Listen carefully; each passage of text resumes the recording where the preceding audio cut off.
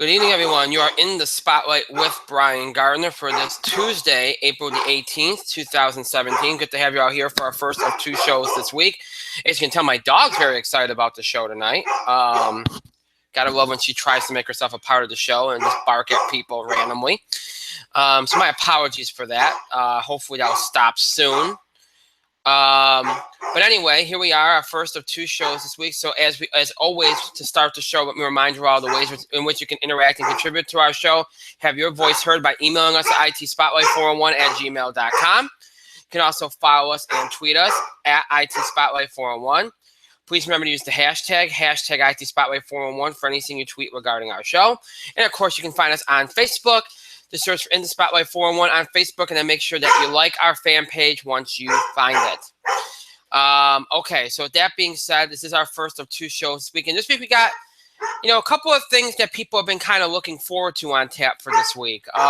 Tonight we're going to do our MLB preview. It's something that a number of you have been asking about. And again, as we always do with these sports previews, we don't do like we used to do in the early years where we dedicate an entire show to previewing a league or something. We don't do that anymore. It's tedious, and we kind of just do a general overview, make some predictions, have some fun, then we leave it at that. And that's what we'll do here tonight. Then on Thursday, we're going to have our summer box office preview. And normally we would wait to do that. We would normally wait to do that till either the first or second week of May, or even the week before, the last week of April, I should say. But next week we have to do a wrestling show, so I figured it was better to do it this week, and that's why we're going to do it that way. So, sorry, I'm just trying to fix my screen. So that will be what we'll be doing on Thursday. So two episodes this week and two kind of special things. So again, we'll preview the MLB season that's already begun, about 2 weeks in right now. We'll do that tonight. We'll do a little NBA playoffs, and then we'll do a little bit of wrestling. That's pretty much going to be our show as far as tonight goes. So not a whole lot. And then Thursday, box office beat, TV highlights.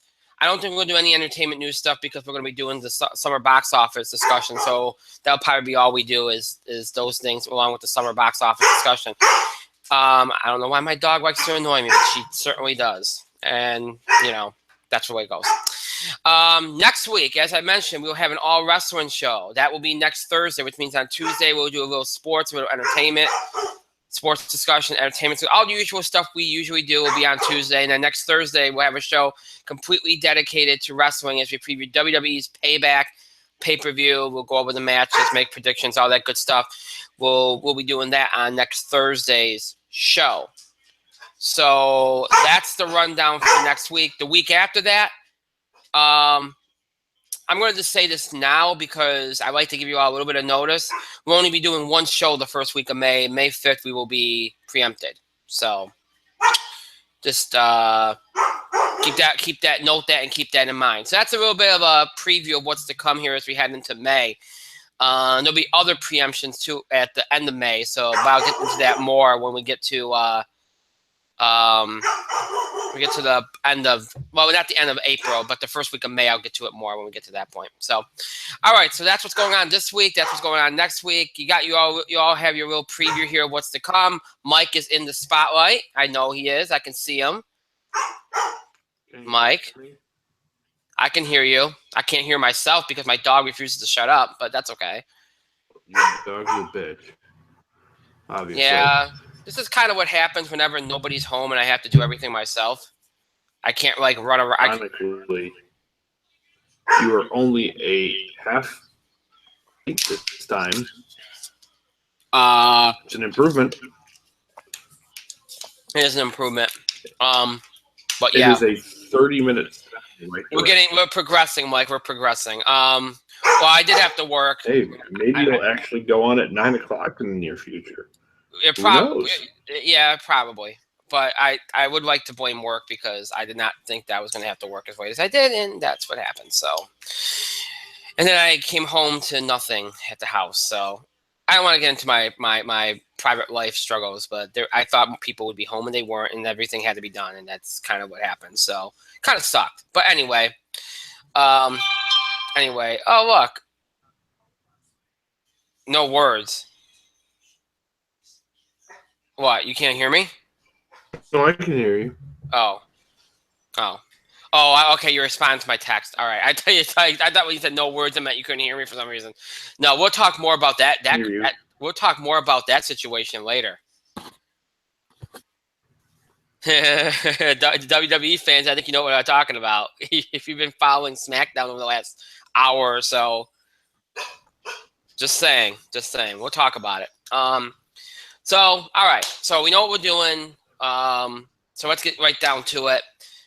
We will start by my dog bellowing.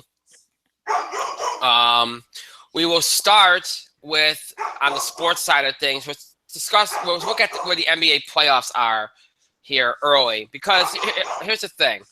My dog is just pissing me off right now. Seriously.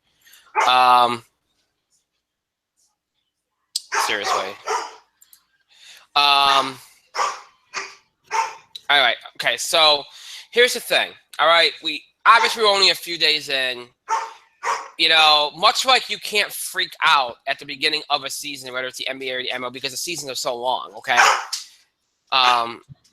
You can't freak out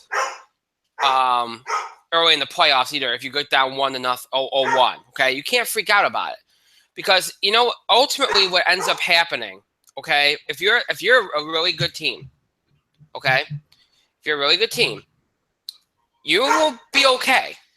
Now, if you're a team that you don't really know what you are, then you have a little bit more reason to doubt. You know, and again, you know, these are long series. You know, and that gives you a little bit, I guess, I won't say a little bit of wiggle room, but it does give you a little bit more than if it was a best of 5 and you're down 0-1 and you're like, oh, crap.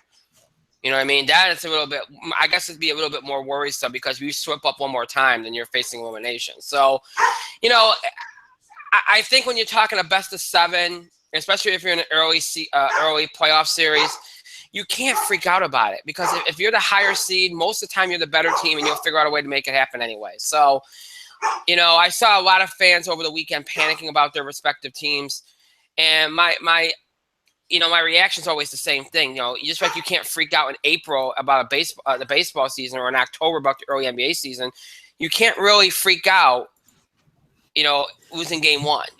All right. Now, if you're in the conference finals or the NBA finals, maybe you freak out a little bit more because you're playing a really good team.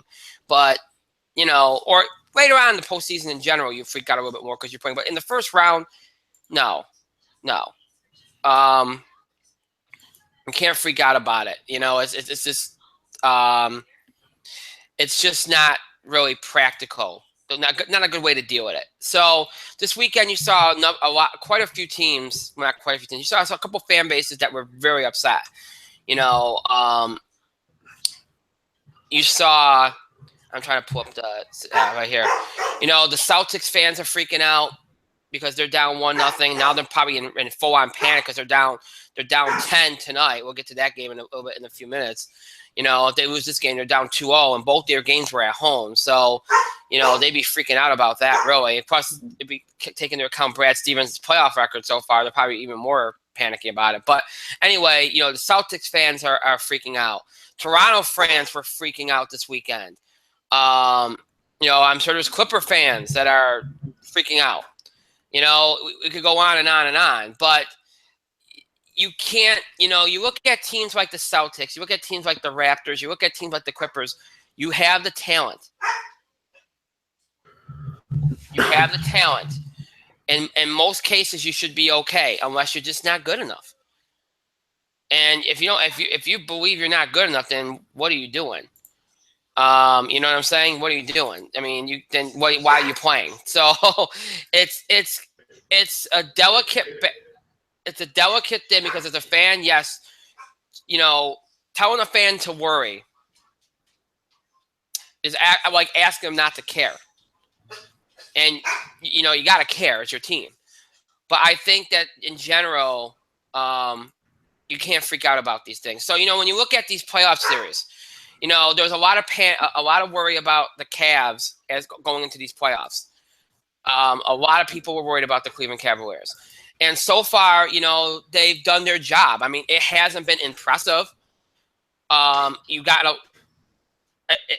It's been pretty much just go out there and do our thing and you know, Wow. Okay. I forgot that window was open. I apologize. It seems like it seems like nobody wants me to be hurt tonight. It's weird. But anyway, Cleveland's kind of just done their thing. The concern you still have is the defense. The concern you still have is the defense, but as long as they keep scoring, at the end of the day, you're going to at least get to the Eastern Conference Finals because nobody has an offensive setup like they do. Nobody has a setup like they do. They have three guys, how you want to think about it. You got LeBron, Kevin Love, you got Kyrie Irving. They got good guys off the bench now that they procured throughout the season. So they have the talent offensively to get the job done. The question is always the defensive end of things. That's what they've gotten into trouble this season. And ultimately, like I said, they're going to get by these next couple rounds without their defense. They can do that. They have the talent to do that. So I don't think if you're a Cavs fan that you worry that much right now. If you get to the Eastern Conference Finals and your defense hasn't come around, then it's a sketchy issue. But right now, I don't think you can really conceivably worry about it. It's just that the matchups are just too much in your favor at this point to really worry about it. So if I'm a Cleveland fan, I don't really worry too much about it. Now, Toronto fans, look, again, you're the better team. Don't worry. If I'm a Celtics fan, if you lose tonight, then you worry because you're down 2-0. 0-2, I should say. You lose tonight, you're down 0-2. That's just common sense. That's just common sense. You lost 2 games at home, you're down 0-2. Then you worry. Clippers, if you lose your second game, then you worry. That's just, Toronto doesn't have to theoretically worry about that because they still got a home game here to go. I think Toronto won last night, didn't they? Yeah, they 1-1. So Toronto's off the hook. Now it's back to even and away you go. That's why I said you can right the ship pretty quickly. You can right the ship pretty quickly. Yeah, they won tonight, so 1-1. You can right the ship pretty quickly. You go back out there, chalk it up to being one game, go out there and win the next game, and you're back on track. And that's what Toronto did, Look, now, I don't think a lot of people are giving the Bucks enough credit. I don't think they're giving the Bucks enough credit. The Bucks have been an underrated team all year. Their record is no way indicative of how good they've been. If they won more games on the road, then you'd be looking at a slightly a better record. So, the Bucks aren't a bad team. But you know what? I think, and I think in a way, Toronto got kind of blindsided a little bit in Game 1. But you know what? Series is tied. Now Toronto has to get one at their place, and that's the way it works. You try to make it up, and you try to go 500 at their place. Try to win your home games. So I think Toronto's going to be just fine. Boston, you worry about right now because they're down 10 with 2:30 to go in the third quarter. If Boston loses this, I think they're done. Because you're going to Chicago, and Chicago again. Look, I know they're the low seed here, but they're not a slouch either. So this is going to be an uphill climb for Boston if they lose this game. And Brad Stevens, if the Celtics lose this series, Brad Stevens is going to really hear it. It doesn't matter how good of a regular season you have. The Celtics are like the Lakers. You want that. You have to be successful in April and May. And Brad Stevens has a talented team here that is the 1 seed in the East. So, and there's a whole bunch of Eastern Conference teams that are really hoping the Celtics pull through here just so that they'll have to see Cleveland. If Cleveland gets knocked off, you're playing Boston, not Cleveland. So there's a whole conference that's hoping the Celtics can do this, but. Nonetheless, the Celtics are down 10 right now. Isaiah Thomas has been great despite everything. We express our condolences to him and his family on the loss of his sister, which is a tremendous tragedy. He's been brilliant throughout. I mean, he's had a great season. He'd be the MVP in my mind without Russell Westbrook. But he had a great performance in Game 1, and they still lost. And that's kind of been the thing. You know, you're getting production out of the key guys, but it's still not getting the job. And I think Boston's running into the same problem as Cleveland has at times this year. Their defense just isn't coming up big for them, and that's the problem. You have to defend. I know it sounds weird to say that about the NBA, but you do have to defend. Got to get some stops. So, you know, tonight you got the Jazz and the Clippers in a Game 2. Utah's leading 1-0. And this is a big game for the Clippers because, again, you lose your 2 home games. You're going to their place. It's a big deal. And look, the Clippers are in a situation where there will be significant changes if they lose this series.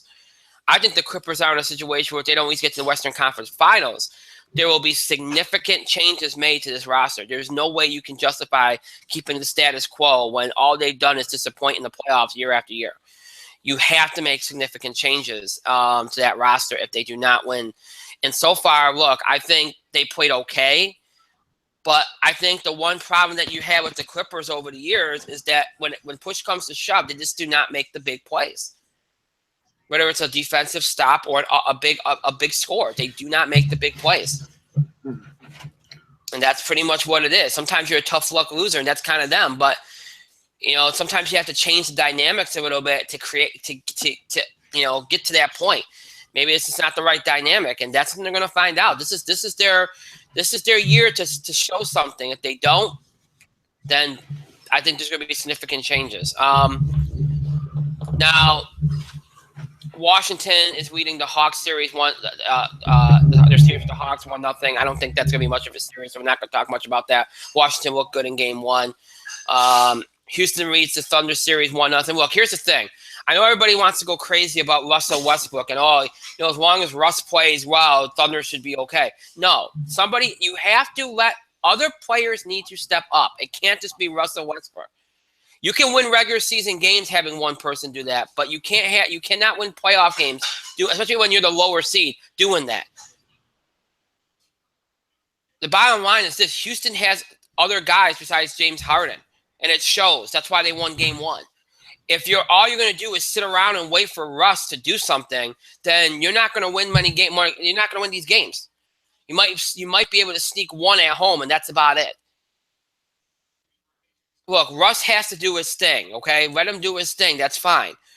But somebody else has to step up. You really ideally, and we all know who wins playoff games now. You have to have at least 2 scorers, and then that third option there that can put in maybe 10, and then you got to try to defend and get some stops. That's the way you win games in the NBA now. And the playoffs, especially. Russell Westbrook putting up 30 a game is great, but if nobody else is going to do anything, or if he's not going to let anybody else do anything, where are you going? And that's why that's where the series is at right now. Houston's up a game because, while James Harden can put in the 30 a game, there's other guys that step up along with him. He has a Robin. That's the thing. Westbrook has now become the Batman. He used to be the Robin. So, and look, let's be honest. The Golden State-Portland series has no juice. Golden State's going to win that series easily. Durant doesn't even have to play. If I were Golden State, I wouldn't even have Durant play the rest of the series. Or if I do, I'd have him play the last game and just play minimal minutes with the catch, because he's probably not going to play Game 2. But you don't need him. No disrespect to Portland, but they don't need him. You don't.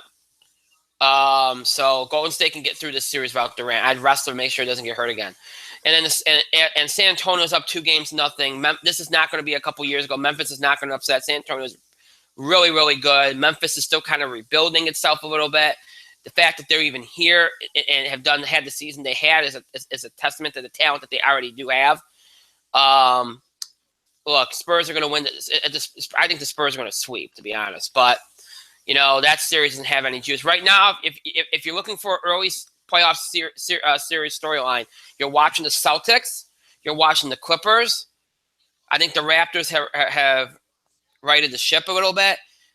You do have a little bit of an eye on Cleveland just because you want to see if their defense does come around a little bit in this series. It hasn't really yet. Just to see if just to build some confidence for later on in the playoffs. You kind of want to have you kind of want to see some progress with their defense. And look, let's be honest, Cleveland's up 2-0. In these couple games here, you can kind of play with that and try to figure things out if you're Cleveland, because you're going to need that defense to be better. You're going to need it to be better. So, but I think outside of just kind of looking at Cleveland and seeing how their defense progresses, your big headlines right now are the Celtics. If they go down tonight, that's obviously a huge headline. And the Clippers, if they lose tonight, I think that's a huge deal. I think those would be huge deals. And then you'd be kind of watching to see what they can do, if they can, pull off what many think is a Herculean task, and make a huge comeback and a best of 7 on the road. Those are tough to do, especially when you've lost 2 home games to start the series. Those are tough to do. They can be done. We've seen it, but it's tough. It's really tough. So, we'll see. Right now, I'd say, I don't have any reason to think. I mean, I'd worry more about Boston than I would about the Clippers. And maybe that's because I'm seeing Boston right now and I'm struggling. The Clippers have yet to play their game. Their game's to come tonight at 10:30. And right now the Celtics are down 11 as they enter the fourth quarter. So that's probably why I'm more worried about the Celtics right now. So we'll see. That's where you're at right now. So again, as I mentioned, the Raptors did tie their series up at 1 game apiece with a 106-100 victory earlier tonight. Celtics are down 11 as they enter the fourth quarter, 86-75. The Bulls leading that game. Again, if Boston loses that game, they go to Chicago down 0-2. Later tonight, 10:30 p.m. Eastern on TNT from the Staples Center, you got the Clippers, the Jazz in the game 2, where the Utah Jazz are leading 1-0. Big game for the Clippers. And look, Utah's kind of a sweeper right now. They got nothing to lose here. They're the surprise. So keep an eye on them, because that could get interesting, especially if Utah wins tonight. So this is where you're at right now. And by the way, we should highlight Jimmy Butler, who has kind of shown himself to be probably the most underrated, dominant player in the league. I mean, what he's done for Chicago, what he's become is just amazing. And what he does for Chicago, you would think a guy of that talent and the way he can dominate a game would get more attention. It doesn't. Jimmy Butler has done a phenomenal job, and I think people are seeing that, especially in this series. So I think it's important to highlight his play. He's been fantastic so far here. So we'll see. We'll see what happens. Keep an eye on the Bulls Celtics score. Obviously, Clippers Jazz is later tonight. We won't be on the air during that, but obviously that would be something we keep an eye on going forward. And even though Thursday is an entertainment show, but now with the NBA playoffs going, we'll always keep you up to date on scores, so that you all know what's going on. Because obviously NBA playoffs every night there's playoff games on, so we'll keep you up to date on those. Even when we don't have a necessarily sports show, so that's kind of the playoff state of things in the playoffs right now. Mike, do you have any comments so far? Oh my God. I think your dog is all the comments. Hey. Woof, woof, woof. Woof, woof, woof. Yes. So,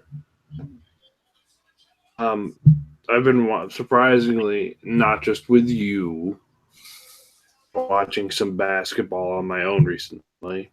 Mm-hmm. Specifically, I echo your sentiments about Golden State. They're not going to have any problems with Portland. I was listening to some local radio guy saying, "Oh well, Portland might have a shot. Portland could win a game," and then they both took Golden State in 4. I'm like, no, they don't have a shot. A lot of shock picks going around, though. A lot of them think that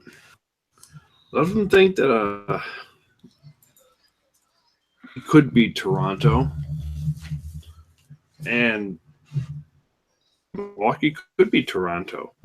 That's one of the bigger upsets. Game one, he kind of got him. 3. Hard to, and look, I know that you're probably going to turn off your thing now, so that's fine. I'm not. Then I am surprised and maybe a little disappointed, but that's okay. Well, I wasn't going to go long anyway. Yeah, but Milwaukee, yeah, they got him in game one. I almost think that game one, though, Toronto kind of had these like jitters. Mm-hmm. And Toronto, crappy second half. I mean, the first half wasn't great. When it came time for the second half, it's like you were a special kind of awful. And besides, the only player who showed up for the after that game was DeRozan. Mm-hmm. Lowry, and you keep Ibaka and you keep the other guys in check. Well, extremely vulnerable. This game, 1-1 now. 6. DeRozan didn't have a great. He had a slightly not as great game as he did in game one. He suddenly decided to play. Lowry had 23. He had 22 tonight. Serge Ibaka had 16. Joseph, they got some bench scoring. Joseph had 11. Point, you've got extra guys playing. And Milwaukee came to play tonight. But if Toronto's finally going to get going and they can play two halves of basketball, going to have that ship righted sooner than later. Milwaukee's a great young team, though, and I think they're 1 year away from really competing. But can right the ship. They're going to be a force to be reckoned with, and I think tonight was a good step forward. The problem is one in your gym, and now you got to go try to get one in theirs. Good luck. Mm-hmm. The Bulls are up pretty heavily right now in Boston, 89-77. They already lead 1-0. And I think, look, despite how well Isaiah Thomas is playing through his tragedy, I think their entire momentum was deflated almost by that because they all went into poor guy. And Isaiah Thomas is playing through it. It's just like, but Boston does not have an answer for Chicago. Like, great. Chicago, great. They're not very good at all. 9 now, so I mean Boston's making a bit of a run. But Chicago, Jimmy Butler is really good. Oh yeah, Butler is really good. Robin Lopez isn't. He's been better. Excuse me. A bit of resurgence. Dwayne Wade's playing. That's all you can ask. But I mean, the Bulls aren't great. But the fact that and they're the 8. The Bulls are the 8, and the fact that they might go up 2-0 on the 1 seed is nuts. It's the reality we live in. Boston it's almost like they're playing without momentum. Thomas, who was just playing unconscious tonight, and again, and we are sorry for his loss. His sister, it was just a tragic accident, but we are sorry for his loss, and he's playing really well through it, but they're not. Cleveland's gonna win.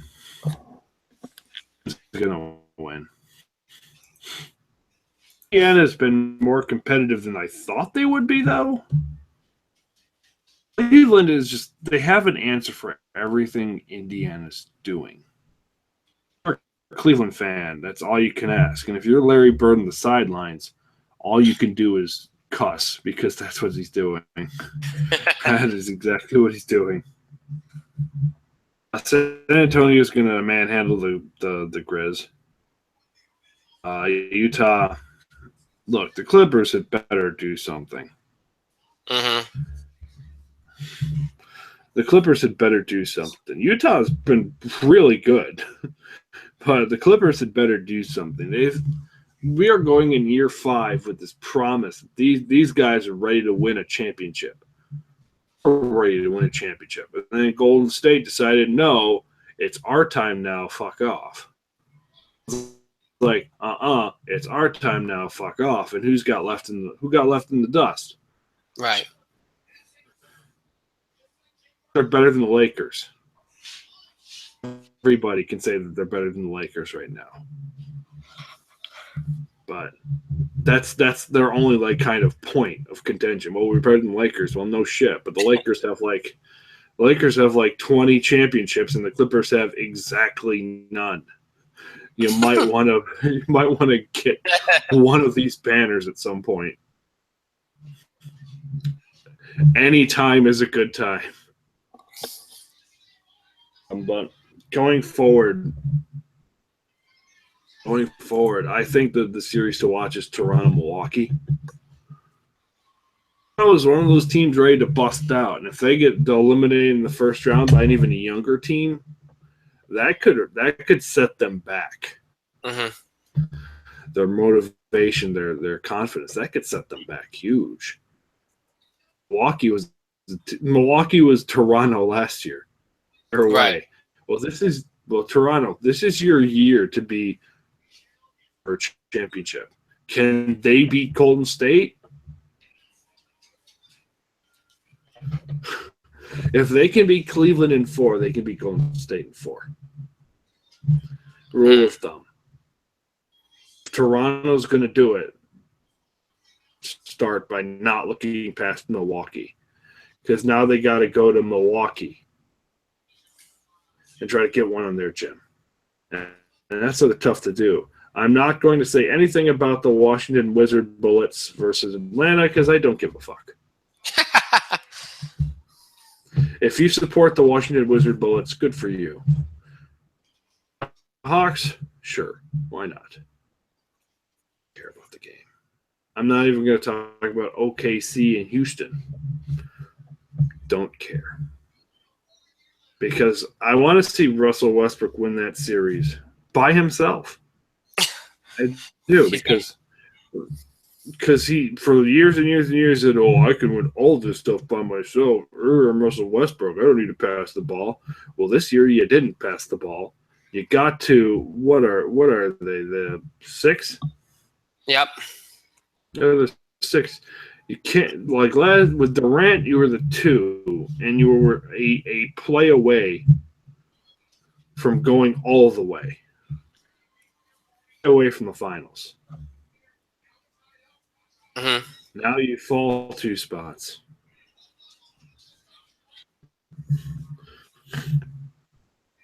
Decimated. Yikes. By the way, who is Houston's number 2 scorer? Well, I don't. I can look it up. I want to say Chandler Parsons, right? Maybe I'm wrong. No, yeah, Chandler Parsons went to Dallas. I can't remember. Yeah, he went to Dallas. I'm still stuck in 2 years ago, Mike. Give me a break. Chandler Parsons, and apparently he didn't have a great year this year, but contract's not super great for Dallas. But hey, maybe he'll show up.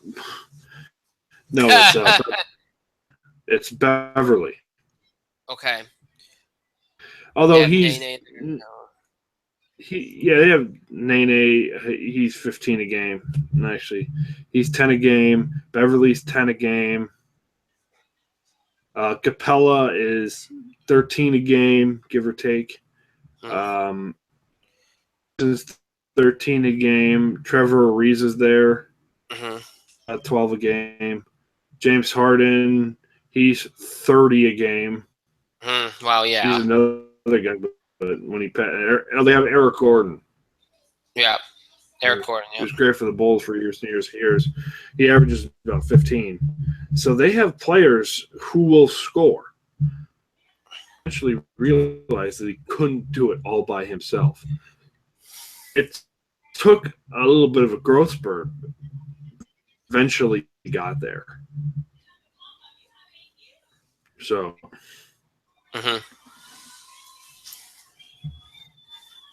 eventually they're going to get there, but I think, honestly, Rockets are ready to win this series. But hey, Russell Westbrook, MVP guy. MVP. MV.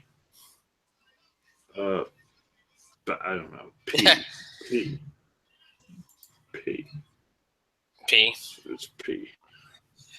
That's right. He's wait till a day comes when Russ realizes that nobody gives a crap about how many MVPs you have, as long as you don't have a ring on your finger. Just saying. You know, the MVPs are great, but you have to have rings to match. And guys like LeBron, Kobe. Hey, Brian. You know, what? Computer caught the plague. Huh?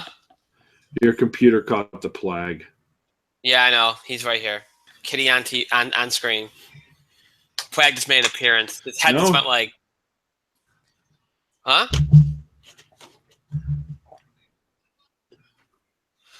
I like how you say something and then you start guzzling your drink and then everything comes to a screeching halt. Well, you stopped and I drank, so you implied you're going to talk. Now I'm going to blow my nose. So. Well, anyway, you know, wait till Mr. Westbrook realizes that day will come when you're going to need some jewelry to match the amount of MVPs you have, because otherwise people don't care. Well, and look, I know there's plenty of Hall of Famers out there that have not won championships. All right? I'm not trying to knock their careers, okay? But at the same time, even they would tell you that it does hurt your legacy very much if you do not have rings. It does. At least one. So, you know, especially when you're somebody that goes around saying you can do this and do that, and you don't need somebody with you.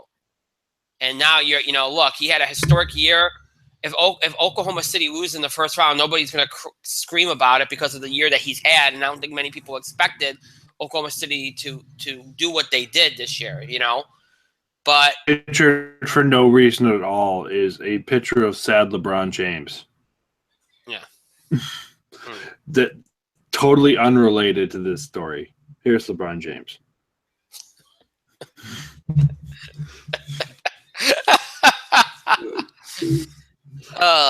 But you know what I'm saying though. Like, I mean, it's you know, he's not going to get the pressure this year,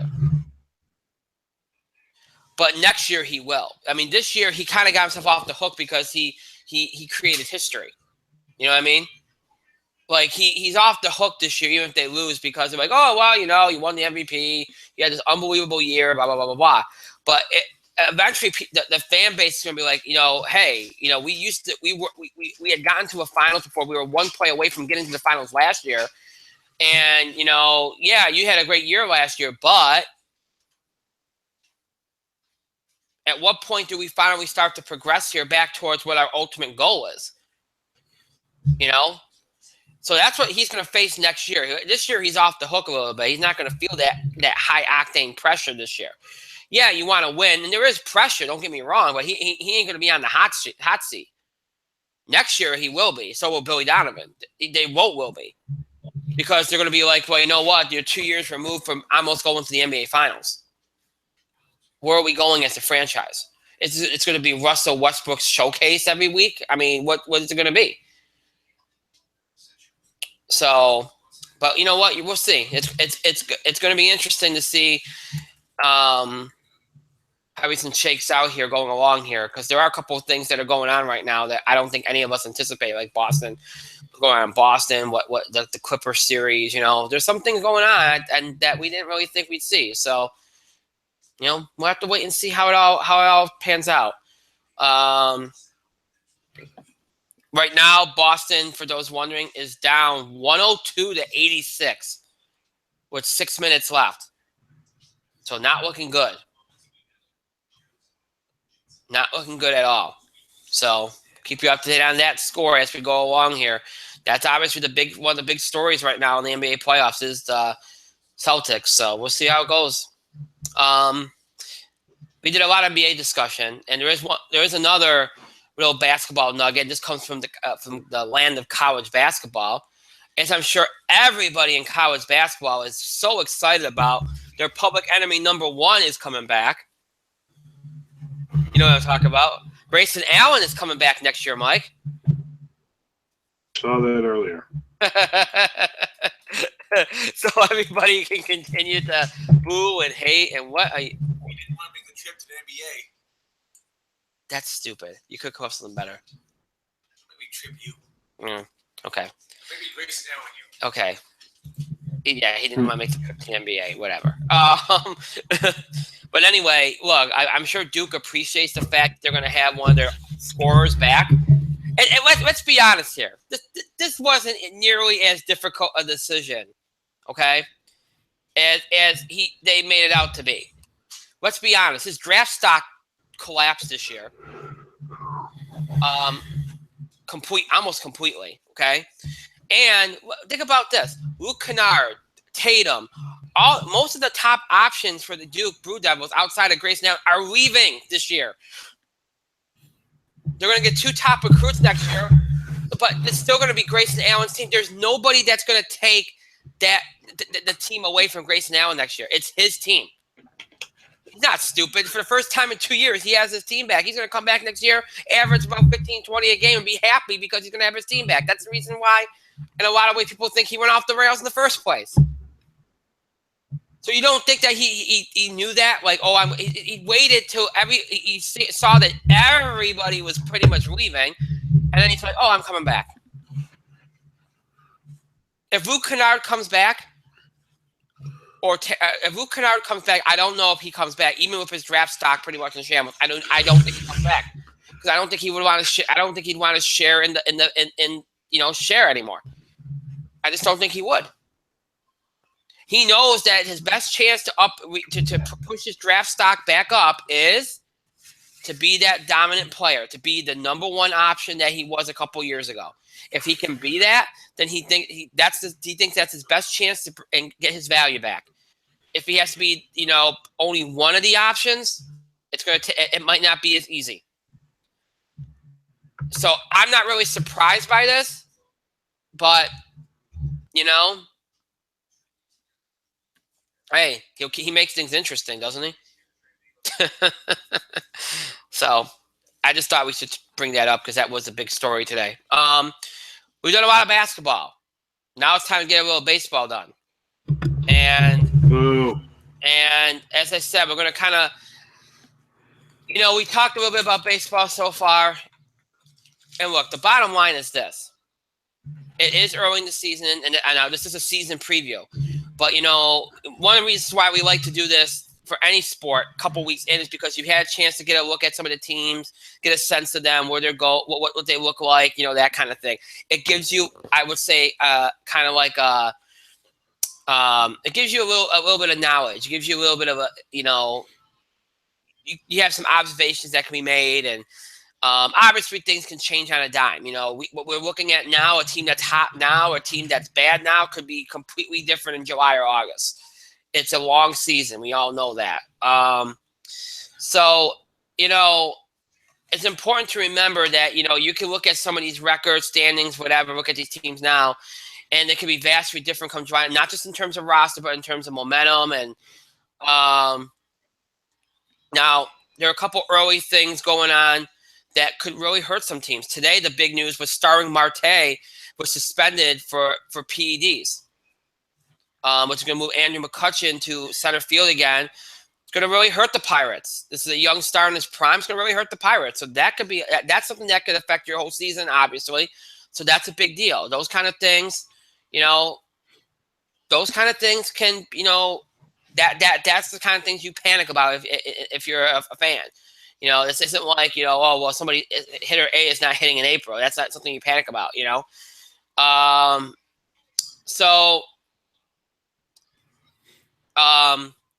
as you look around the league right now, stuff like that, then there's significant injuries. Some players out more in a couple months. Those kind of things can be a bigger deal than just going and starting, 3-8. Okay, because you can get out of that hole. Now, we spent a lot of time focusing on why you shouldn't worry about what your team does, and especially if you're an NBA fan or MLB fan, why you shouldn't worry about a bad start, or shouldn't get too excited about a good start, because it's a long season, right? But here's the thing. While you don't panic, these games do matter. So, if you're a team and you look at your record, let's say you're at the end of April and you only got 6 wins, do you worry a little bit? I think you worry a little bit, yes. I mean, you don't full freak out about it, but remember, let's say you do come back from that, but you end up losing your division by a game or two. What would have happened if you had that better start? So, I mean, these games do matter. Nobody's saying like, oh, well, just don't care, because nobody cares. What would we have? But what I think the point is that you want to make is that you do not want to freak out. You do not want to have a frenzy about it. You do not want to be, go crazy about it and go, oh, well, season's over, pack it in. No. The games matter, but at the same time, you still have 4 or 5 months left. So as you look around the league right now, we talked about it last week, and I'm not going to belabor the point. The offense is back up again. Last year was an improvement. That's continuing into this year. The sabermetrics thing's kind of backing off. People, GMs are mostly just going for the best players now. It's not so much about run prevention. I mean, those analytics are a very important part of the game, yes. But they're not the sole thing that's looked at anymore. Where a couple years ago, some general managers, that was all they looked at was sabermetrics, run prevention, and all this kind of stuff, defense, statistics, all that kind of stuff. Now it's part of the analysis. We're kind of gone back to the way it was in I would say the mid-90s, where, you made those analytics part of your analysis on a player, and you just went after the best players. Young or old, you went after the best players. The mix of young and old on a team, mix of young and veteran on a team is really the best recipe. We've seen that time and time again around the league in baseball or in any sport, really. That mix, you have to have that experience, that veteran presence, but you also have that youth and athleticism too. And you're seeing in baseball that coming out in spades. Teams are building themselves like that and having better success. Obviously, the way everything's set up in baseball now, more teams can share in the wealth, and teams have become better. You got more parity. We've seen over the last couple of years how competitive some divisions that were never used to be competitive have gotten. The AL East has gotten competitive. The AL Central has gotten competitive. We have more races now than I think we've ever had in terms of playoff races go. With the 2 wild cards now, making things a little bit more interesting. But so, there is a lot of parity in the game, and you're going to see that this year. There's going to be some teams. There's always going to be a surprise team or two. There's going to be some teams that surprise like they do every year. Last year you had Cleveland exceed expectations while the Royals dropped off. I think the Minnesota Twins are going to be a huge surprise this year. They were a surprise last year. They were in it till late. I think the Angels are going to be back in the mix this year. I think the Braves are already showing some signs. I think the Braves are going to be better this year and in the mix. The Diamondbacks have shocked everybody. Do I think that's going to stand? Who knows? The Rockies, same thing. Do I think it's going to stand? Who knows? But you're bound to have some surprises, and I would say the Rockies might be more of a surprise than the Diamondbacks. I think the Diamondbacks are probably a team that you don't want to put a lot of faith in early on here. But, hey. You look around the league, Houston's better. Seattle's got off to a tough start, but I think they're going to be okay. Rangers are still there. The Royals are still there. The White Sox look better early. The Tigers look better early. That's just in the American League. Like I said, the Rockies and the Diamondbacks off to a good start. They look good early. Of course, you start with the Dodgers and the Giants, who will be in the mix. If you look at this, if I'm being honest, as I look around the league, only 2 teams that I think are 3 teams that I think are not going to factor, 4 teams, correct me, 4 teams that I do not think are going to factor into anything this year Okay, our Toronto, who I think is going to end up having a major fire sale come July, because I think that this, look, they went all in the last couple of years, and I think they're paying for it now. It reminds me an awful lot of the Phillies after they went all in for a couple of years, and everything kind of just fell off. They're going to be making some trades. They'll probably move Donaldson. I think Toronto's going to be out of it this year. Toronto, Oakland,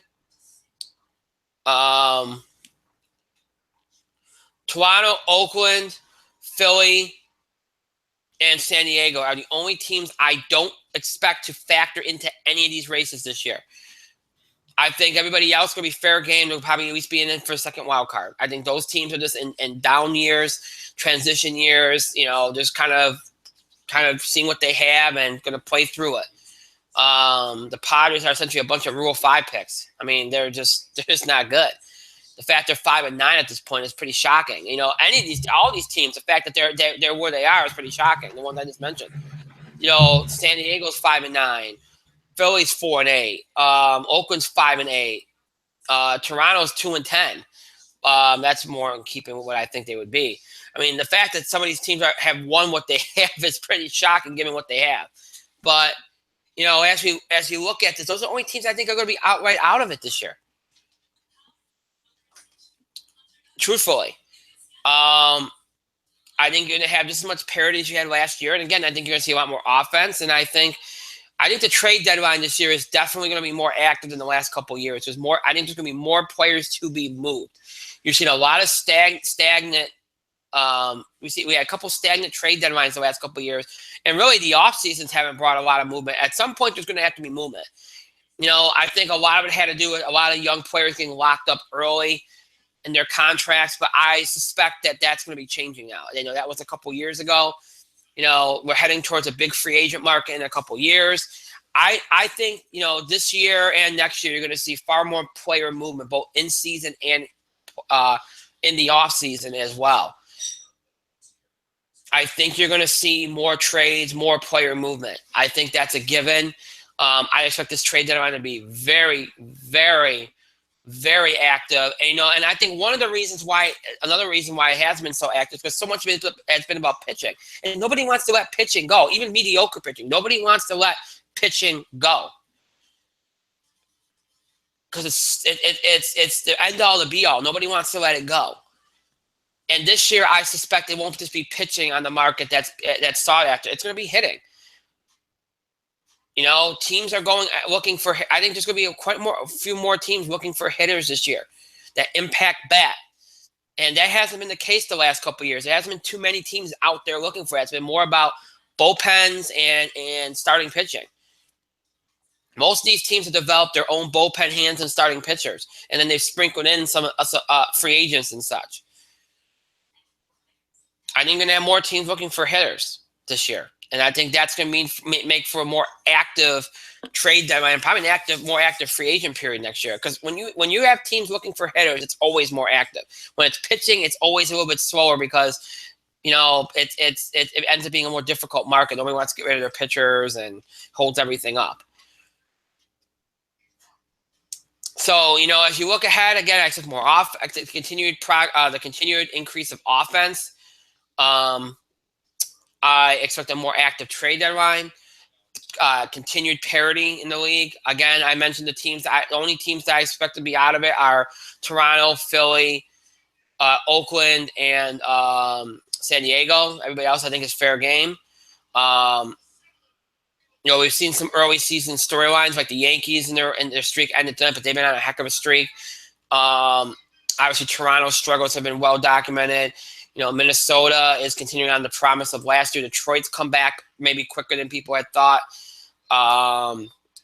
Houston's been great. There's been a lot of talk about the Mets and their pitchers and injuries, and that's going to be a big storyline going forward here. Can they keep everybody healthy? The Reds have been a story early. The Diamondbacks and the Rockies obviously have been huge stories early. Giants have had some issues. Posey with the concussion, that's been the story early. So those are some of the early season stuff. Then the Marte thing today with Pittsburgh, that's obviously been a big story. So, these are some of your early season stories, all which are interesting, and we'll see where they all end up here as we go along. So, I did a little bit of this last week. I did some general overview stuff, so I don't want to belabor the point. So that's kind of like my general sense of what to look for this season, what we're looking at this season. Now, into more specifics, predictions and, predictions. I already mentioned one of my surprise teams. I think Atlanta could be a surprise this year. And I think on the AL side of things, I think the Twins are an easy sweeper to pick. So I'm not going to pick that. I think everybody's sweeper. I think the Angels. I think the Angels are going to make a big comeback this year. I know some people probably feel that way, like, oh, it can't be any worse than last year. But I didn't see a whole lot of people buying into the Angels. People thought it wouldn't be as bad as last year. I didn't see people buying in thinking they could be a playoff team. I think the Angels could be a playoff team this year. So I'd go with the Angels on the American League side and the Braves on the National League side. But obviously the Twins are going to be a trendy pick for a sweeper too. So when it comes to making predictions, I think MVP is a hard thing to make a prediction for this year. It really, really is. Like when I look at the team, when I look at the league this year, I have no idea who I could pick for an MVP. When in doubt for the American League, I always pick Miguel Cabrera because if Detroit continues to win, I think he'd be the guy. So I guess I'll go with Miguel Cabrera, even though it's a lazy pick. On the NL side of things, I'd like to think Bryce Harper might finally put it together, especially since he's heading towards a free agent year in a couple years. So I would say somebody like a Bryce Harper would be a favorite unless somebody else materialized. I can't think of any other players off the top of my head. So I know those are lazy picks, but I can't think of anybody else. It's you've got so many young players debuting and surprising. It could be anybody. It could be a crapshoot. Cy Young wise, on the NL side, I kind of feel like a Mets pitcher is going to get it this year. So I might go with Syndergaard. I mean that's again there's so many good pitchers on the NL side of things, but I'm kind of feeling a Mets pitcher winning it this year for the NL. And the AL, it's gonna be interesting because I'm trying to think of any. You could obviously go with Corey Kluber, Dallas Keuchel. Those guys are always good picks. I could see if the Yankees starting pitching continues to do as well as it is, I could see a Severino. Or Montgomery or somebody getting it, but I'll go with either Keuchel or lost my train of thought. Keuchel or Kluber, even though those are kind of lazy picks. I mean, chances are you're going to end up. None of the picks I made are going to be the ones. There's going to be surprises, but it's just kind of hard to predict. The way the game is right now, it used to be. So many young players now, it's different. It's a little bit harder to pick these. But as far as who I think is going to win the respective divisions, I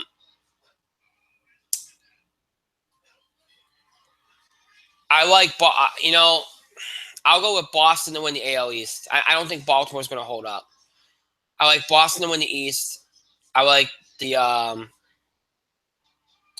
I still think the Indians are going to come back and win the Central, so I'll pick the Indians to win the Central. I like the Astros to win the West. I do. And then I like the Yankees and the Angels as wild cards. I think the Tigers will fall off. So those are my AL picks. I'm trying to look at here. NL, I think the Nationals will win the NL East. I still like the Cubs to win the Central. I don't buy the Reds or the Brewers yet. Cubs win the Central. I think in the end, the Giants will probably win the West. They're kind of due again. We all know how this works. Last year was their off year. Giants make a comeback this year. Giants. I like the Giants to win the West, and then for the wild cards, I like if the Mets pitching stays healthy, the Mets will get a wild card. I'm just not convinced it's going to stay healthy. So with that in mind, the Pirates are going to be down. I like the Dodgers. Actually, no, I'll take the Dodgers and the Mets as the wild cards. I think the Braves are going to be competitive. I just don't know if I buy into them enough to put them as a wild card yet. But there'll be another team to watch there. So, but I'll go with the Mets and the Dodgers for the wild cards there in the NL. So, I think I'm going with I'm gonna go homer pick and go with Cleveland and New York in the ALCS. I'm gonna pick Cleveland to go to the World Series. I'm gonna go with Cubs and Giants in the NLCS. And I'm going to go Giants to the World Series. I'm going to go Giant Indian World Series. I'm going to pick the Indians. Hope I didn't jinx them. But I really think the Indians will get this turn around. So, but yeah, that's why I'm going a Giant Indian World Series with the Indians winning finally. Cubs got off the hook, so let's get the Indians off the hook too. So that's my overview. I gave my general overview of the season, made some predictions. That's my thoughts here as the baseball season now 2 weeks old. That's where we're at. So 2 weeks old here. Gave you all my general thoughts. I don't imagine Mike has any to contribute. Mike?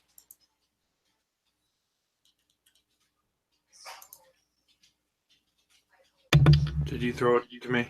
I did. I want to know if you had any baseball thoughts. I imagine you don't, but that's okay. I just thought I'd throw it to you. Brian? Yes. You interrupted me watching The Face of cutting America. a promo on tonight's SmackDown to talk about baseball. I apologize right now. I am so sorry that I interrupted The Face of America. Great. I don't have anything to say about baseball. Wake me up when September ends. That was a Green Day quote. Well, let me. Okay, so I gave my thoughts. I gave my predictions. It's done. It's over. Let's move on. And I think Celtics fans are probably hoping they're in a nightmare. They're going to wake up soon because that game is official. Chicago beats the Celtics 111-97. The Bulls now lead that series 2-0 as they head to Chicago. So not looking good. So now it's essentially Game 3 is a must-win for Boston, a must-win for obvious reasons. So, all right, we did a lot of sports stuff. We covered a lot of NBA. We covered a lot of baseball. We even did a little college basketball. Now it's time to jump to wrestling. Mike just mentioned Kevin Owens. And SmackDown did take place tonight. And it was a very interesting SmackDown. And we're going to start with SmackDown because it featured one of the most shocking upsets, I think, that I've ever seen in WWE. And that is the number one contenders match for the WWE title. Where we saw Jinder Mahal win tonight to become that number one contender for the WWE title. And a night where on one hand you have Charlotte do her thing.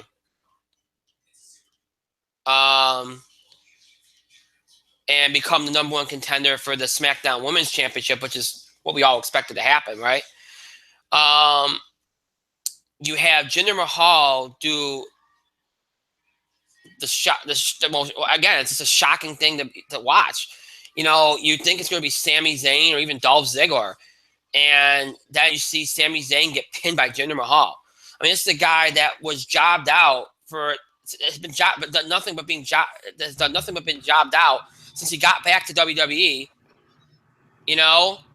and he injured Finn Balor last week, and then all of a sudden he's number one contender. Like, I know you're just itching to say something, so go ahead. What do you think about this Jinder Mahal thing? Sami Zayn was in that match. Huh? Sami Zayn was in that match. Yes. Luke Harper was in that match. Luke Harper was in that match. Hell, Rowan was in that match. You are terrible at this. But yes, Eric Rowan was in that match. I'm expecting Justin to pop up anytime now. Dolph Ziggler was fuck him. I don't have too many words to say about it because it was a weird move. Jinder didn't win clean. He had help from NXT team, the Bollywood Boys. I think they made their they made their soft main roster debut. So Jinder wanted help, which is weird because the Bollywood Boys have done nothing but lose in NXT too. So yeah. So I'm not sure why. Well, I mean, if you're gonna do it, I guess you got to do it big. But the problem is at Backlash, which is after Payback or 2 weeks after Payback, whatever. For 3 weeks or for 2 weeks, you have to build up Jinder Mahal as a legitimate challenger to Randy Orton. I'm even going to pretend that Randy Orton is going to lose the House of Horrors match. So for 2 weeks, we've got to pretend that Randy Orton has a viable challenger in Jinder Mahal. Meanwhile, you've got Kevin Owens versus AJ Styles for the United States Championship at that same pay-per-view. We're also not going to pretend that Jericho is going to win that Payback. Kevin Owens is going to retain. So Kevin Owens versus AJ Styles is the undercard match. Mahal, Orton for the WWE title at Payback. Also, I'm imagining it's Naomi versus Charlotte. I didn't really see all of it.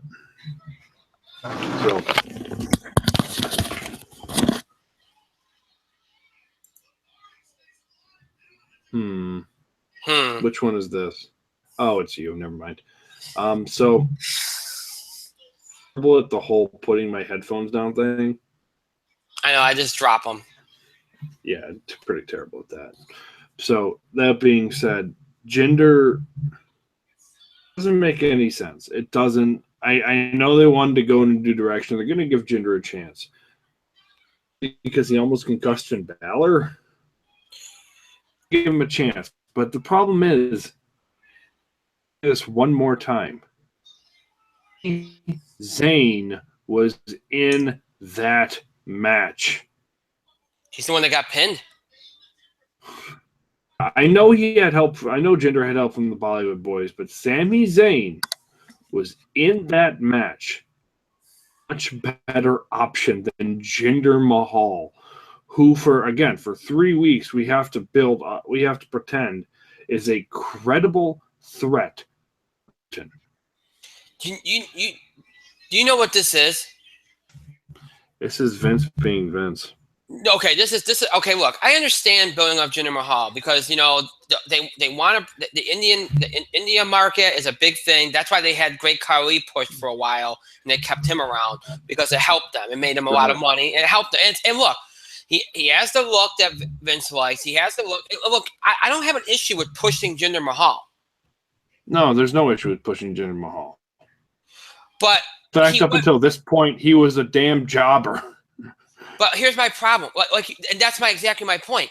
He went from being nothing. He was in this random feud with Rusev. Rusev gets hurt. He gets tossed around a little bit. He injures Finn Balor, and then a week later, he's the number one contender for the WWE Championship.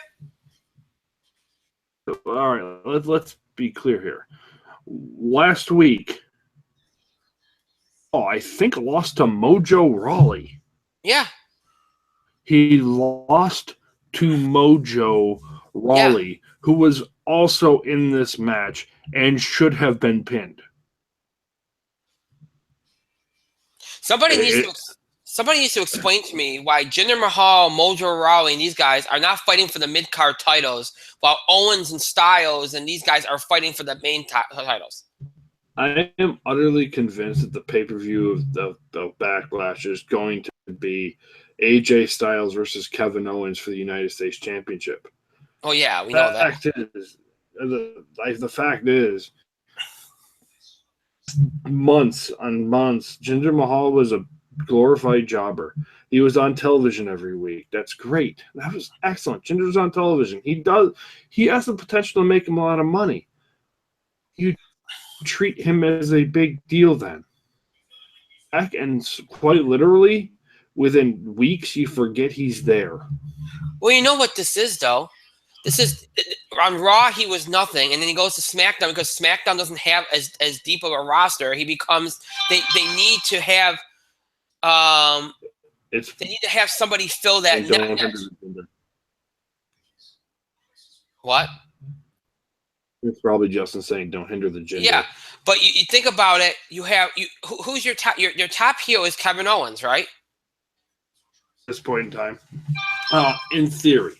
Right. Technically, it's AJ Styles, but I think they just soft turned him face. Oh, right. Well, that's kind of the dilemma. But you know what?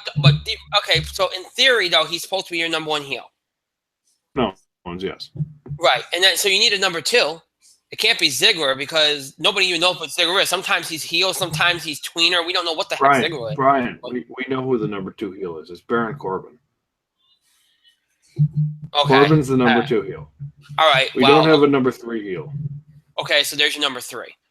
So Jinder Mahal is the number three heel on SmackDown. I forgot about Baron Corbin. That's sad. Baron Corbin is not super charismatic. But here's the thing, He's though. Super intimidating, though. They spent a year building up Baron Corbin. Yeah. And he lost to Dean Ambrose on the pre-show. So why isn't it? Okay, yeah, but he lost it. It's still Dean Ambrose. At least that's not. He's not like he got jobbed out for a year. And then he beat Dean Ambrose the next, 2 days later on SmackDown in a non-title match. Right. So basically, here's what I'm saying. Kevin Owens came out, treated him as an afterthought because Sami Zayn then came out. Right. But why can't it be Baron Corbin that challenges Randy Orton? That's my question. Why isn't it Baron Corbin? But I just don't understand this. Like I understand the money, the business part of it, the whole break into the India market. I understand all that. I get that. And I even understand him getting a little bit of a mid-card push. You know what I'm saying? Like once AJ takes the title off Owens, which I think is going to be what happens. Okay. What he want to have him challenge AJ Styles? Go for it. Whatever. That's fine. You got to build stars somewhere.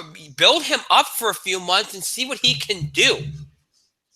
Don't just randomly bring him to SmackDown. All of a sudden, next week he's number one contender, and then you have the Bollywood boys show up to help him, and all of a sudden now we're supposed to take this. You know what this is going to be, right? This is going to be Dean Ambrose. This is Ambrose, Ziggler, SummerSlam all over again. Probably. He ain't winning. He ain't beating Randy Orton. Randy Orton looked so bored tonight.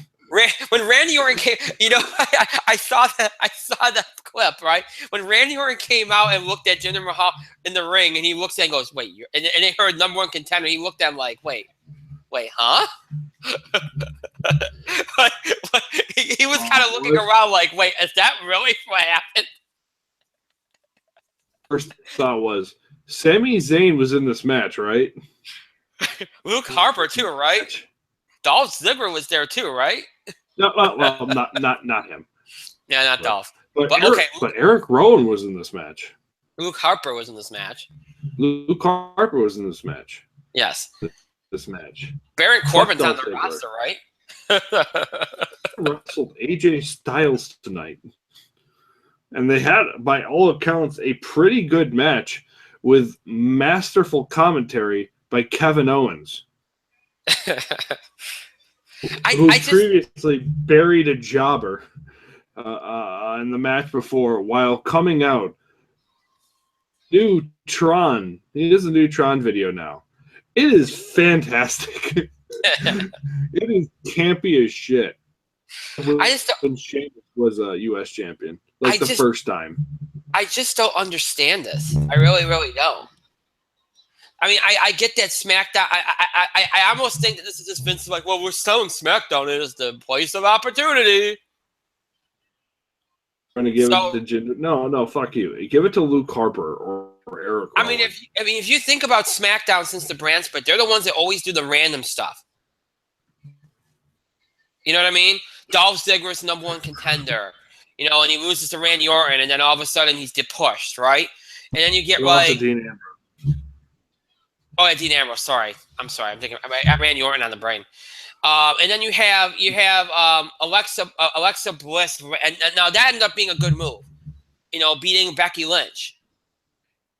You know, and then you have Naomi of all people win, and then now you have this. Like, it's always something random with SmackDown, and there's never any build up to it. It's SmackDown for 3 months was the top face on the brand.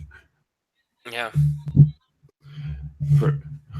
For 3 weeks, James Ellsworth was a legitimate contender to AJ Styles. I rest my case. SmackDown, where Kevin Owens will be champion, and quite literally,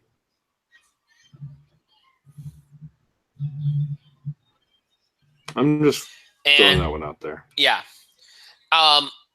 Look, I like it. I like that people get their chance. I think that's cool and all, but there has to be build up to it. It can't just be like overnight, all of a sudden somebody becomes number one contender.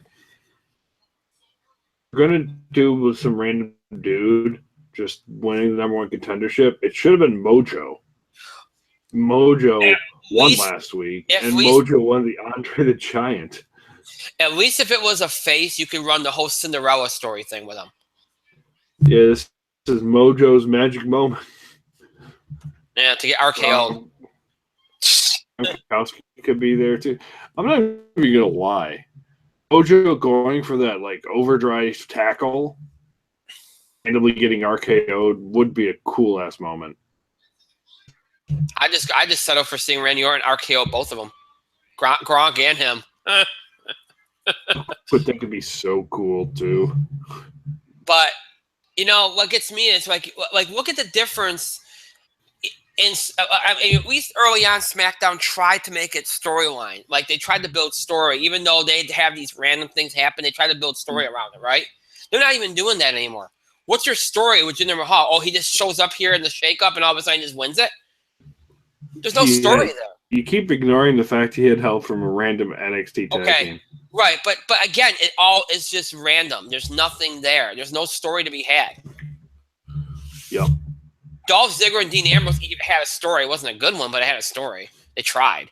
Yep. You know, I mean, that's what I'm saying. There's nothing there. And it sticks out when Raw, even though Raw is not in a really good place right now either, outside of Braun Strowman. Braun Strowman's amazing. Braun Strowman's basically carrying Raw right now on his back.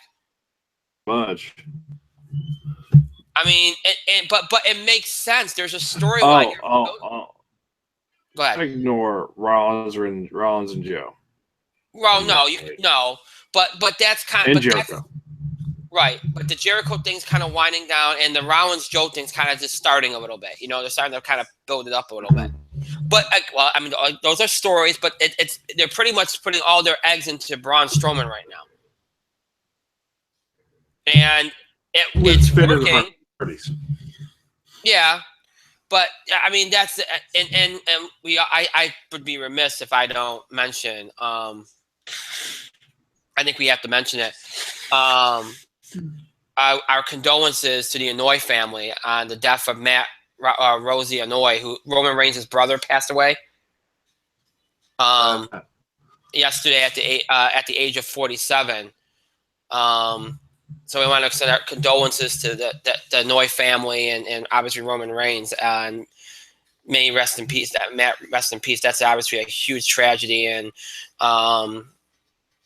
again, it was a shock too. He's so young, 47 years old. So, and he's had medical problems before, I from what I understand, but still, just a shocking tragedy. And he was a former tag team champion, and it's just a shock. So we should mention that. But you know, you look at everything. At least on Raw right now, at least it's all they do attempt. There is storylines going on. This stuff is just random. There's nothing to it. You know, I feel like there is no grand plan on SmackDown right now. I mean, even if it's a bad plan, I at least want a plan. You know what I mean?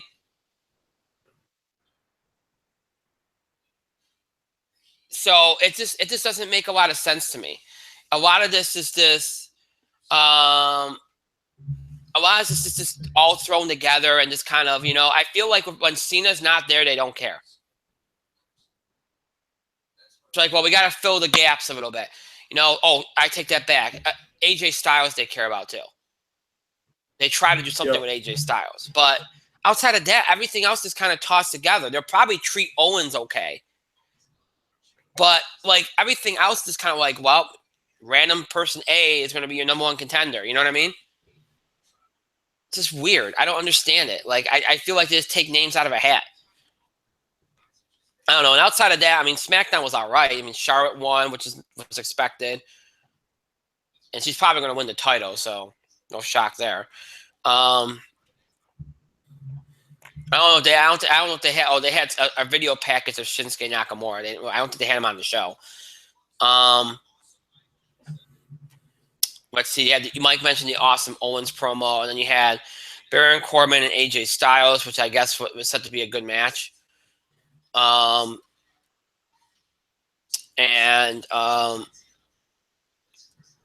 think that was it. I don't think there's anything else that really went on SmackDown, was there? I don't think so. Obviously, yesterday we had Big Show and Braun Strowman put on a 5-star classic. Again, you know, it's funny. They just have great chemistry. They continue to do good work together, and they did a good job. They did the ring thing, which everybody was just waiting for them to do, which is fine. You know what? Whatever. Do what you do. It was effective. You know, they're putting over Braun strong. I think everybody's at the point now where they just really hope that Vince does the right thing and has Strowman be the one to beat Lesnar, not Roman Reigns. Because if you're going to do all this building, then you better go all the way with it. And, you know, otherwise it's all for naught. If it's just to build Roman Reigns up, Roman Reigns doesn't need to be built up. Outside of that, though, I don't think there was that much going on Raw last night. You had Strowman. Obviously, the stuff with Joe and Jericho and Rollins was pretty good. Alexa Bliss won, which was a big moment, and that's something that I think many of us might have been a little surprised by. I think we all thought they're going naturally to Sasha and Bayley. I think you know what, Mike, you can tell me what you think. I think what they might do now is have Sasha screw Bayley at the pay-per-view and have Alexa Bliss take the title. I don't even think you should do that. You know? Honest to God, I would say that's Sasha heel turn for a while now because, as we mentioned last night, 1.5 without Sasha Banks, 1.5 divas on the program. Mm-hmm. The half coming from Brooke, who people are still kind of getting behind, who is probably going to enter into a feud with Emma, who could be doing better things. So why would you turn Sasha heel? You get another face diva on the roster about turning. Okay. Because I feel like they were going to turn Charlotte face, I felt. Because if you do the double turn with Charlotte and Sasha, right, it would have made sense. Right. But the problem is Mickie James is a tweener at people don't know whether or not to cheer for her or boo for her because her turn was so subtle it doesn't make any sense. So we don't know whether to cheer for Mickie or boo Mickie yet. Brooke is a face, but we don't know. But nobody's ready to get behind her yet. Alexa Bliss, and technically Alicia Fox and Emma, repeatedly heels or villains. Right. Summer Rae, we don't know because she hasn't been on television since before the draft. So that means we have two solid faces, good heroes in that in the division, and it's Bayley, who is undisputedly a face, who is the cool heel, who has turned face in NXT. You can't do that. You would deplete the division. Right. Heels on sides. People are going to cheer for Sasha Banks anyways, so you don't run it. At this point in time, you can't run it. I feel like you're going to have to get behind Bayley more. Besides, once Alexa Bliss wins the title, she's going to need another challenger. Right. Right. So I don't think they even touched the Sasha thing for a while. Well, we'll see. To me, if you weren't going to do it at WrestleMania and you weren't going to do it tonight at the WrestleMania, your best bet's to wait till SummerSlam. But by then you better have another face diva on the Raw, face female on the Raw roster. Excuse me. Well, hey, it hasn't stopped them before, so it hasn't. But I'm going to be honest with you. It's not going to do them a lot of good. I mean, they do have a bunch of divas staying backstage. They want to push somebody, you know what I mean? I think the person that they're going to probably use is Mickey for that, but we'll see. But outside of what we just mentioned, Raw didn't really have a whole lot going on. This was kind of like it's kind of like the back to normal week after you had WrestleMania and then you had the shakeup last week. This is kind of like a normal week, you know what I mean? Coming down off the highs of the last couple of weeks. One of our wrestling fans, sent me this story that I thought was interesting, and we'll probably close out with this. Apparently, WWE is reportedly planning on using Matt Hardy's Broken character. It was reported that they're working out a deal with Impact Wrestling to use the character on television, but it's yet to be finalized. This is why Matt's hinting around and doing some of the mannerisms, but not going all the way, because they have to work out the details and make sure they can legally use it without problem before they can commit to it. Mm-hmm. So I guess it's going to happen. It's just a matter of when. So, there you go. For anybody that's hoping that his Broken character makes sense to WWE, it looks like it's going to happen at some point.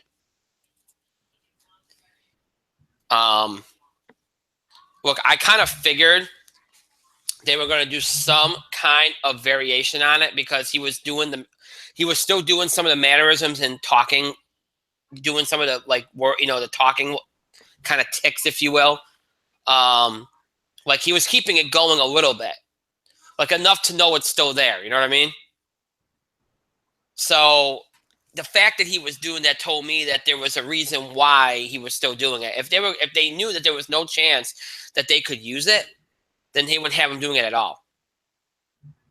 So I'm not really surprised, but at the same time, I'm a little worried about what WWE might do with it. You know damn well that they're going to have Matt Hardy feud with Bray Wyatt.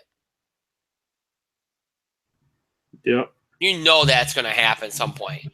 It's probably the only reason why they just, other than the fact they want to keep AJ on SmackDown, it's probably the only reason why they moved Bray Wyatt to Raw was that. That's probably the reason why. But yeah, that's something to look out for here. And I who knows how long it will take. It could be tied up for months. But that is the plan ultimately for him to use the Broken character. So so a very uneventful week in WWE outside of a couple of big upsets, which they were big upsets. So I guess it's not quite uneventful, but nonetheless, it was kind of a slow week outside of those upsets that we had. We'll see how it all goes. You know, we got the Jinder Mahal thing. We got the Divas division on both Raw and SmackDown, how it's all going to shake out. I imagine both Alexa Bliss and Charlotte are just going to continue to win. They're going to go on and win their respective titles and dominate like they were on their brands before. Just flip-flop them, and we'll see how this all hashes out. I don't expect Jinder Mahal to beat Randy Orton. I think the guy that's going to beat Randy Orton is Kevin Owens. Yep. And I think that's why they put AJ in the match with Owens, because, AJ taking the title off Owens will help that title out a little bit. And, Kevin Owens can move on to Randy Orton, and Owens is needed more to take that title off Orton than he is to hold the U.S. title. So, plus they can keep the title on the WWE title on Owens longer, because you have to worry about that title needing credibility like the Universal title. So you better hold that title for a while. Well, considering what's on SmackDown, I don't think you're gonna have an issue with that, unless he gets into a feud with Sami Zayn. Then who knows? But I don't think you're gonna have to worry about that. And I will say the Orton Owens matches are gonna be worth it. They're gonna be pretty cool to watch. So fingers crossed. Yeah. Well, I think it's gonna be look. I don't expect it to go like Bray Wyatt. Because I think that you know what I mean. I think there was I think there was different circumstances there, but all right. So we got through everything we had to get through. It's time to wind down. As always, the show might be over. It does not mean you have to stop interacting, contributing to our show. You continue to have your voice heard. Send us your questions about the show, scheduling the show, reactions, comments, or opinions on things we talked about in the show, things we said. Topic ideas or breaking news items related to sports, entertainment, or wrestling that you want us to cover.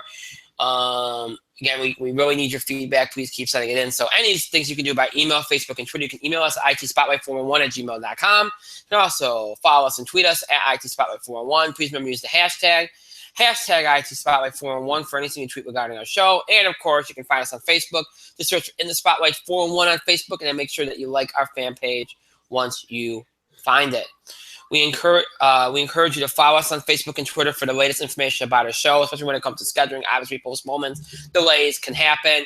We also post random thoughts on our social media feeds as well. So Facebook, Twitter, if you want access to all the latest news about the show, and, of course, anything else that we happen to post, and you want to make sure you follow us on Facebook and Twitter. Again, just search for In the Spotlight 411 and make sure that you follow us so you have access to all of that. There are two ways in which to keep up with the show and look back at classic episodes. You can either stream us anytime here on Google Plus and YouTube. Just search In the Spotlight 411. You'll have access to every episode we've ever produced for Google Plus and YouTube. That's every episode from mid-October of 2015 all the way up into tonight's episode. Those episodes are available for you to stream anytime you wish. So if you want to do that, just search In the Spotlight 411 on Google Plus and YouTube, and you will be able to do that. If streaming is not your thing, maybe you just do not like seeing us on screen for whatever reason, or maybe you're interested in older episodes of our show. If any of that applies to you, you can check us out on our main host sites, Podbean and iTunes. Just search for In the Spotlight 411.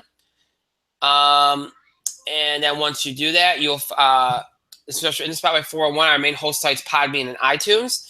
And you will be taken to our home pages on both sites, where you'll find every episode we've ever produced in the nearly 7 years we've been doing this show. That's every episode from our original Blog Talk Radio run from October 2010 to January 2011. Everything for our Talk Shoe run from January 2011 all the way up until mid-October of 2015. And, of course, all of our Google Plus and YouTube episodes. That's everything from mid-October 2015 right up into tonight's episode. All those episodes transfer into audio format for your convenience. Every episode is listed on there in order from the most recent date to the oldest. Those episodes are available to you anytime. You might have missed a part of an episode, missed an episode entirely. Maybe you want to look back at an episode again. You could be a long-time fan and wants to check out an episode from 2 or 3 years ago, or a new fan and wants to check out an episode like that for the first time.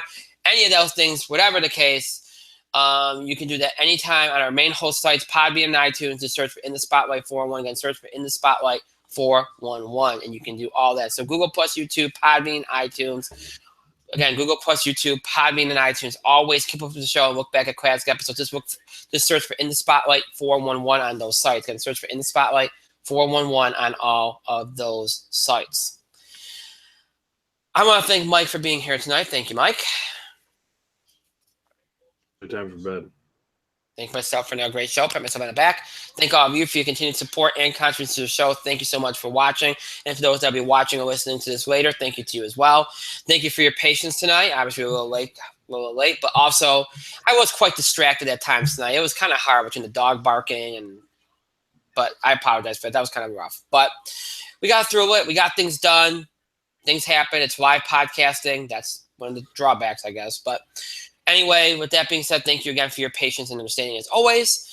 Although people seem to like when I get distracted and kind of fumble all over myself. That's why I get mail from people saying, I like it when you're mad, you're clearly frustrated and your dog's barking and then you have to run around and do 50 million things, even though you're supposed to be hosting a show. I'm paraphrasing something that somebody emailed me, and they know who they are.